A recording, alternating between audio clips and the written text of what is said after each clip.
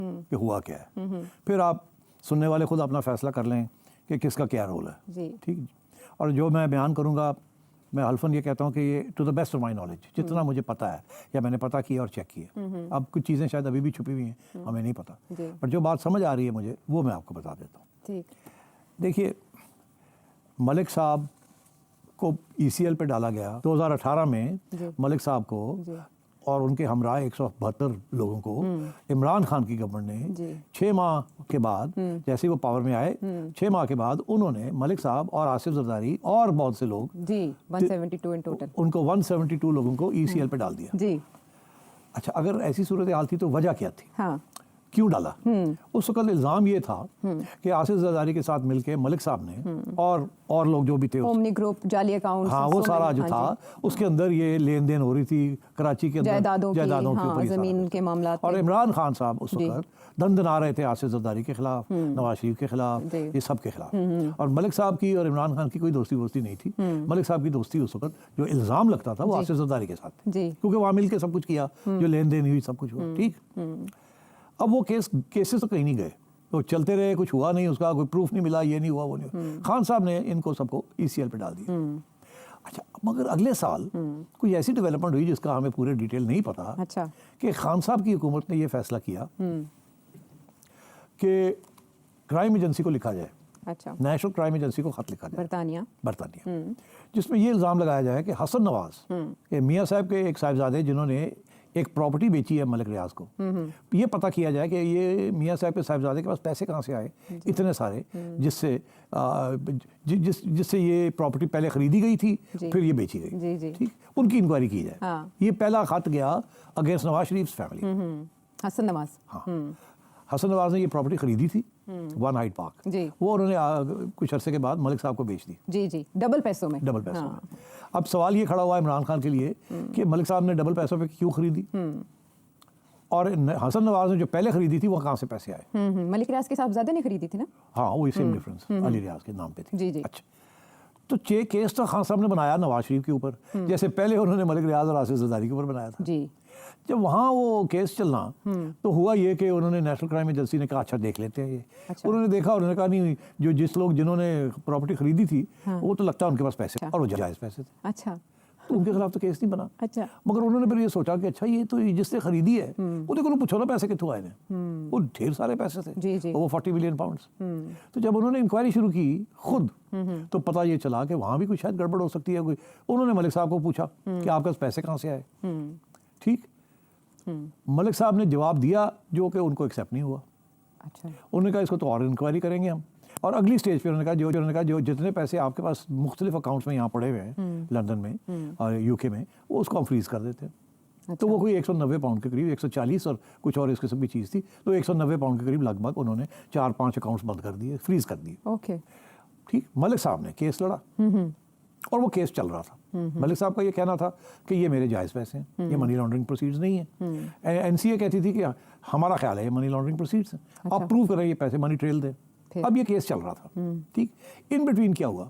In between ये हुआ कि मलिक साहब यहाँ ECL पे थे 2018 में, 2018 से लेकर 2019 तक, जुलाई 2019 तक। अब मलिक साहब ने केस लड़ना था, तो मगर कुछ शायद मेरा ख्याल है वहाँ कोई अंडरस्टैंडिंग होगी इमरान खान साहब के साथ। अच्छा, मलिक साहब को एक परमिशन मिल गई कि जी आप 6 हफ्ते, 8 हफ्ते, 2 हफ्ते जितने भी थी कि आप जा सकते हैं, एग्जेम्पशन मिलती है आपको 2 माह की। अब वो क्यों एग्जेम्पन दी, ये इमरान खान साहब को जवाब देना पड़ेगा। Exemption they the from ECL। अच्छा, अब जब वो एग्जेम्पशन दे दी तो एक नया ड्रामा शुरू हो गया। तो ये कहना ये है कि कोई 21 दफ़ा या 10 दफ़ा या 12 दफ़ा या मल्टीपल टाइम्स एग्जेम्पशंस मिलती रही, मलिक साहब आते रहे जाते रहे अपना केस लड़ने के लिए। अच्छा, मगर इसी वक्त भी शहजाद अकबर साहब जो के हेड थे एसेट रिकवरी यूनिट के, ARU के, उनको भी वो भी लंदन के दौरे करते रहे। अच्छा, तो अब इल्ज़ाम ये लग रहा है कि इमरान खान ने शहजाद अकबर के साथ मिलके मलिक साहब को फैसिलिटेट किया, सहूलत दी कि आप जाएं अपना केस लड़ें वहाँ। ठीक है, अब क्यों किया ऐसे, ये इल्ज़ाम है, ये इसके ऊपर एविडेंस नहीं है। अच्छा। जब शहजाद अकबर साहब को पूछा गया कि आप भी तो उसी वक्त जाते थे जब मलिक साहब जाते थे, तो आपने भी तो कोई रोल अदा किया ये सारा ड्रामा। तो उसने कहा कोई नहीं, मैं तो अपने काम के लिए जाता था, क्या एविडेंस है कि मैं मलिक साहब से मिला, कोई है किसी ने देखा है मुझे कि उनको मिलते हुए, या मैं वहाँ था जब वो थे वहाँ।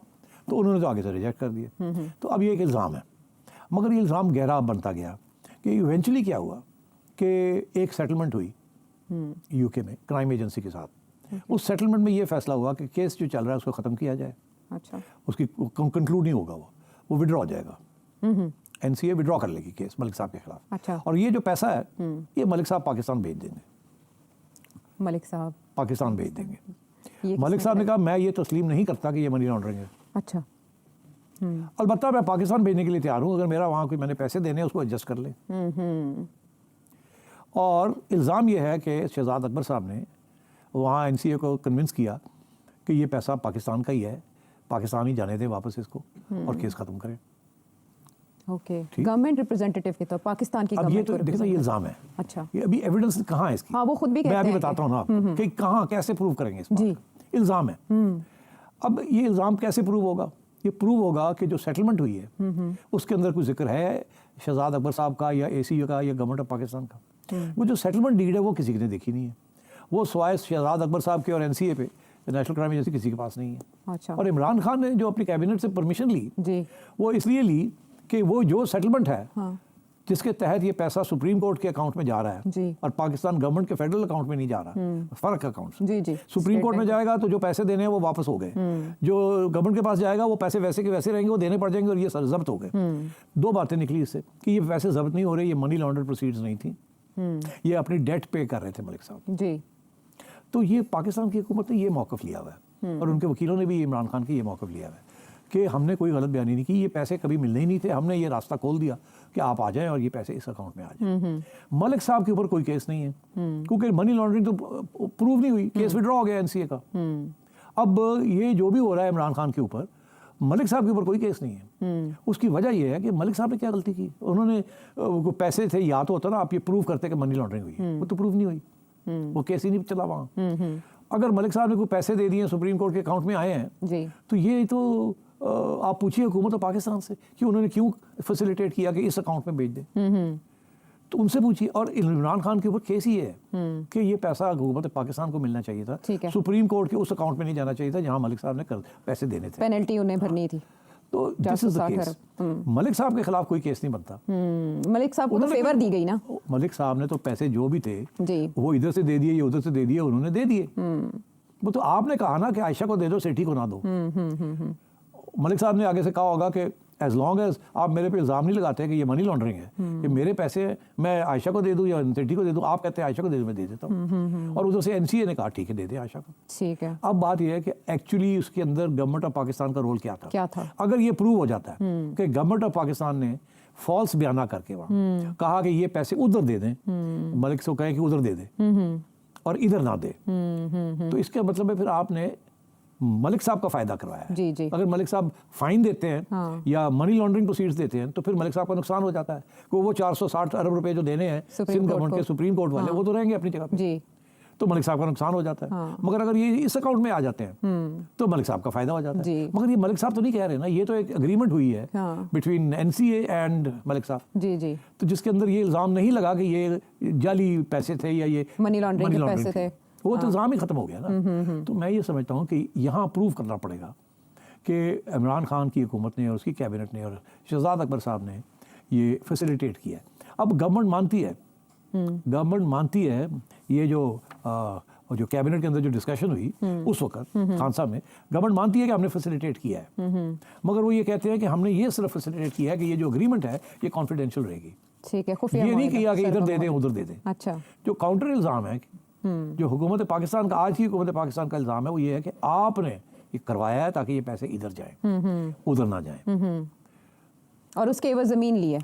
और उसके एवज जमीन लिया। अच्छा एवज या तो सूरत तोहफे। बनती है ना कि अगर किया हो वो प्रूफ, पहला तो ये प्रूफ करे ना कि ये किया। कि ये हुआ ऐसे। अच्छा इसका प्रूफ कहाँ मिलेगा? एक तो लिफाफा, जो बंद लिफाफा नहीं, कहा ये जाता बंद है। लिफाफे में नहीं निकली ना, एग्रीमेंट नहीं निकली हाँ। उसमें सेटलमेंट नहीं निकली, वो जी। सेटलमेंट अभी भी खुफिया है। अच्छा। वो गवर्नमेंट ऑफ पाकिस्तान के पास अगर थी तो वो शहजाद अकबर साहब ले गए होंगे। मुझे ये पता है कि इस हुकूमत के पास वो जब खोला लिफाफा इन्होंने, उसके अंदर जो सेटलमेंट एग्रीमेंट है वो नहीं है। ओके, उसके अंदर सिर्फ ये है कि ये एक सेटलमेंट एग्रीमेंट हुई है जिसके तहत ये फैसला हुआ है और इसको कॉन्फिडेंशियल रखना है, मगर क्या उसके डिटेल्स जो टर्म्स हैं वो नहीं पता। अच्छा, और दूसरा अब आ गया ये, अब वो देखा किसने है वो सेटलमेंट, है किसके पास वो सेटलमेंट डीड? जाहिर है मलिक साहब के पास होगी, जाहिर है एनसीए के पास होगी। जी, और जाहिर है गवर्नमेंट के पास होनी चाहिए थी, मगर गवर्नमेंट उस वक्त की गवर्नमेंट कहती है हमारे पास नहीं थी, इस गवर्नमेंट ने चेक किया, उनको मिली नहीं, तब किसके पास? रिस्पोंडेंट्स कौन कौन? मगर एक ऐसा इदारा है यूके में जिसने वो देखी है, वो इदारा है, अब ये एक पैरेलल कहानी चल रही है एक और, अब वो दूसरी कहानी की तरफ मैं आपको लेके जाता हूँ। वो इदारा है जो एक कोर्ट ऑफ अपील्स है। अच्छा, एक कोर्ट ऑफ अपील्स है, it's like the supreme court. Okay, वहाँ कुछ गवर्नमेंट को फैसले करे तो अपील उसकी जो है फाइनल अपील जो है इस कोर्ट ऑफ अपील्स में होती है। हुआ ये कि जब ये सारा कुछ हो रहा था, मनी लॉन्ड्रिंग ये वो वाला इल्ज़ाम लग रहे थे मलिक साहब के ऊपर, यहाँ की गवर्नमेंट उनको ECL पे इजाज़त दे रही थी, जाए आए। तो इसमें मलिक साहब का तो कोई कसूर नहीं, कसूर अगर है किसी का, को फैसिलिटेट कर रहे थे तो हुकूमत कर रही थी, ठीक। अब वो क्यों इनको इतनी इजाज़त दी गई वो हुकूमत एक्सप्लेन करे ना। जी बिल्कुल। मलिक साहब ने तो कोई क्राइम नहीं की, मेरे ऊपर ECL लगती है, मैं जाता हूँ जी, मुझे छोड़े, मैं जाऊँगा, तो मेरा हक है, वो आप रोक सकते हैं मुझे, अब आप नहीं रोक रहे तो फिर इसके मेरा इसमें क्या कसूर है? हाँ। तो again it comes on the government, उस वक्त की इमरान खान की गवर्नमेंट। जी।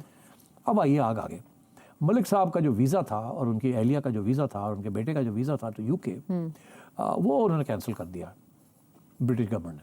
अच्छा, इल्ज़ाम ये लगाया कि you are charge with money laundering, okay, और हम आपका वीज़ा कैंसिल कर रहे हैं। ठीक है।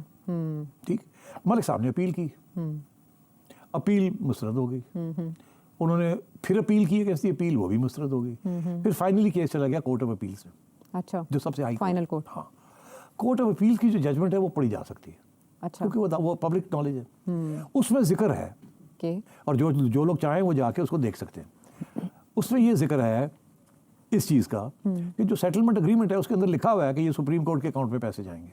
अब बोले आप, अच्छा, उसमें ये लिखा है। अब सवाल ये है कि ये किसने वहाँ करवाया, ये उस सेटलमेंट किसने करवाया, किसने उसके अंदर ये डलवाया? यहाँ इल्ज़ाम ये है कि ये शहजाद अकबर साहब ने खान साहब के कहने के ऊपर मलिक साहब को ये रिलीफ दिलवाई उसके अंदर, नहीं तो अदरवाइज NCA ने खुद अपनी तरफ से कैसे करना था, ये किसी ने ये करवाया वहाँ मिलके, ठीक। मगर वो जो जब तक वो सेटलमेंट एग्रीमेंट नहीं नजर आएगी, उसमें अगर कोई रोल है गवर्नमेंट ऑफ पाकिस्तान का या ARU का या शहजाद अकबर का representing the government of Pakistan, तो उसमें वाजे होगा, मगर वो किसी के पास नहीं है सवाए NCA के पास, मलिक साहब के पास और शायद शहजाद अकबर साहब के पास। ठीक है, तो अब नैब अगर शहजाद अकबर साहब को बुलाया, जो वो बार बार अच्छा, वो कहते हैं कि वो आने के लिए तो तैयार नहीं है, वो कहते हैं मेरे, हाँ, वीडियो लिंक पे कर तो वो तो बड़ी बातें हो सकती है वहाँ। हाँ। अब नैब को भी पता है ना यार सूरत हाल क्या है, छुपी भी बात तो नहीं है किसी की, they all know many things. अब कुछ बातें मुझे भी पता है, और मैं आपसे ये कह दूँ कि ये जो सारी बातें चल रही हैं इस वक्त कि मलिक साहब को एक्स्ट्राडाइट करेंगे, अच्छा, मलिक साहब के खिलाफ इश्तिहार नहीं चलेंगे, ये नहीं होगा, वो नहीं होगा,